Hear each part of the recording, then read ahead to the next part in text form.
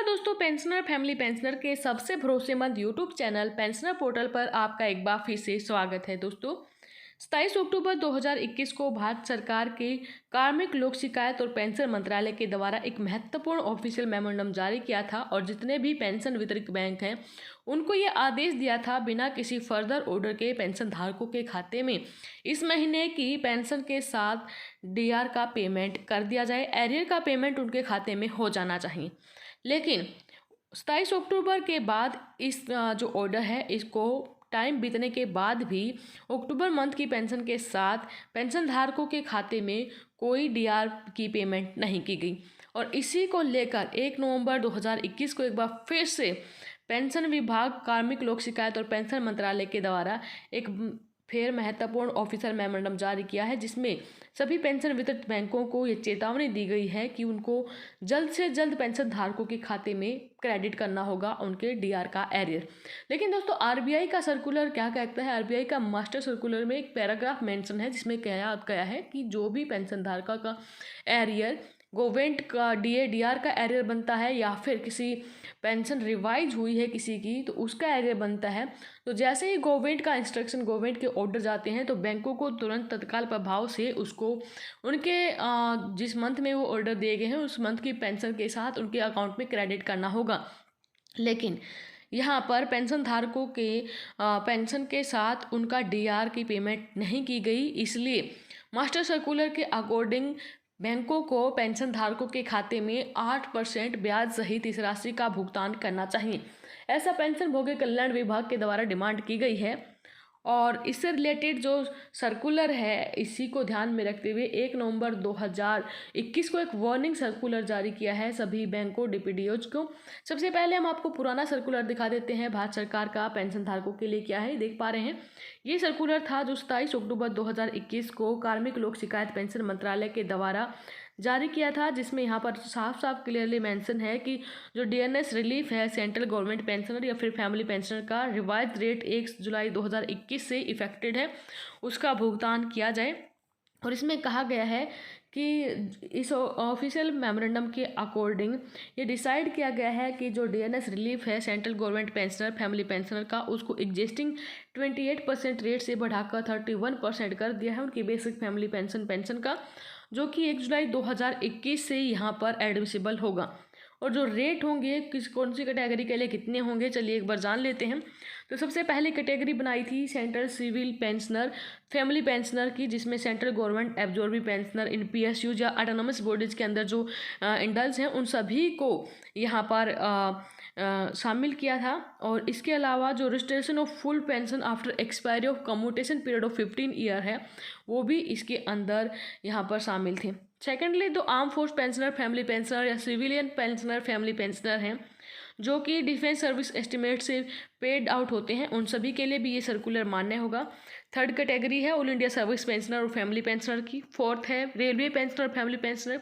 Fifth है pensioner who are in receipt of provisional pension. Sixth है Burma civilian pensioner family pensioner and pensioner family pensioner of displaced government pensioner from Burma और पाकिस्तान। और इसके अलावा ये सभी जो कैटेगरीज हैं इन सभी के लिए ऑर्डर पारित किए गए हैं। इसके अलावा एक थर्ड पैराग्राफ में ये डाला गया है कि अगर डियरनेस रिलीफ की जो अमाउंट है फ्रैक्शन में बनता है तो जो मतलब नेक्स्ट हायर रुपीज़ है उसके अंदर इसको कन्वर्ट करके पेमेंट की जाए। और बाकी जो प्रोविज़न है कि डीआर जो एम्प्लॉयड फैमिली पेंशनर है या फिर री एम्प्लॉयड सेंट्रल फैमिली पेंशनर है उनको जो उनके लिए स्पेशल प्रोविज़न बनाए गए हैं डिपार्टमेंट के द्वारा उनको फॉलो करते हुए उनका डीआर का पेमेंट उनके खाते में किया जाए।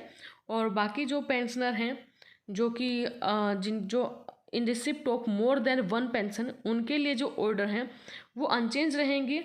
और बाकी के लिए टाइम टू टाइम जैसे री एम्प्लॉयड पेंशनर फैमिली पेंशनर है टाइम टू टाइम जो भी उनके लिए ऑर्डर आते हैं जो भी चेंजेज होते हैं उनके अकॉर्डिंग डीआर का अमाउंट उनके खाते में क्रेडिट किया जाएगा। फिफ्थ पॉइंट में कहा गया है कि हाई कोर्ट या सुप्रीम कोर्ट के जज वगैरह हैं उनके लिए सेपरेट ऑर्डर दिए जाएंगे।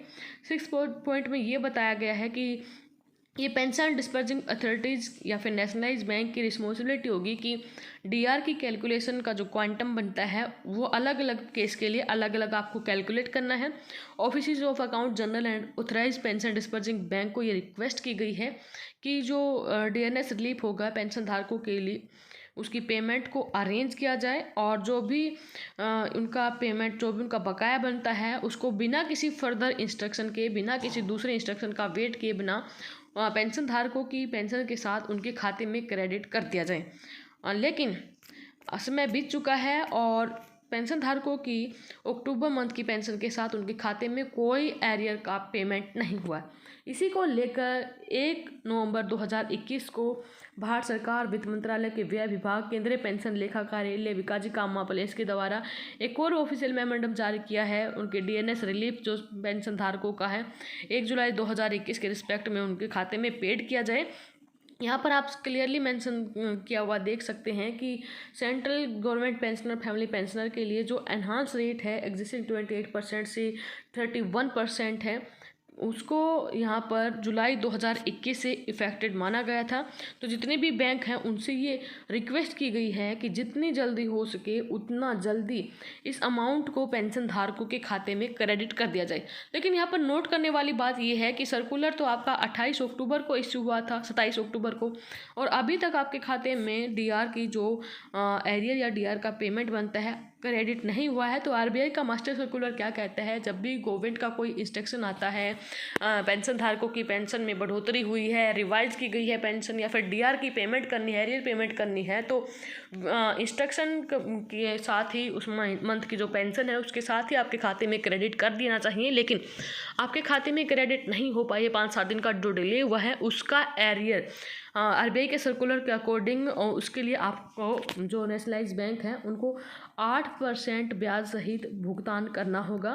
तो यहाँ पर पेंशन भोगी कल्याण विभाग का ये डिमांड है कि जो भी डिले हुआ है उसको कंपनसेट करने के लिए पेंशन धारकों को 8% ब्याज सहित उनका डीआर का एरियर पे किया जाए। अब देखते हैं आरबीआई या फिर जो हमारे वित्त विभाग है उनकी तरफ से क्या फ़ैसला आता है।